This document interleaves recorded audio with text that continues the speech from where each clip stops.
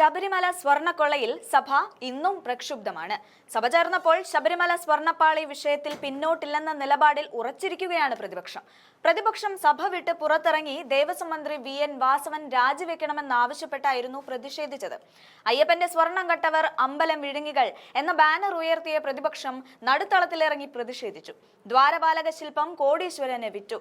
കടകംപള്ളി ഇടനിലക്കാരനാണെന്നും പ്രതിപക്ഷം പറയുന്നുണ്ട്.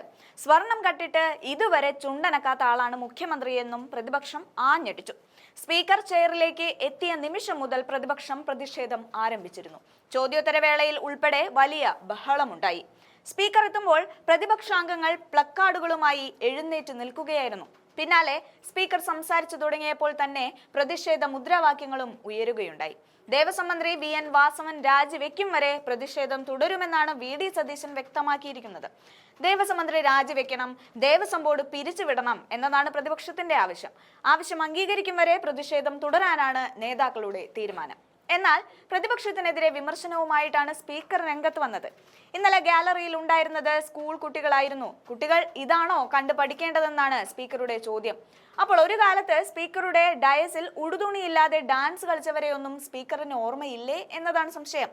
എന്തായാലും ഭരണപക്ഷത്തിന് സ്വർണ്ണക്കടത്തിന് പിന്നാലെ സ്വർണ്ണപ്പാളി ആകെ പൊല്ലാപ്പായിരിക്കുകയാണ്.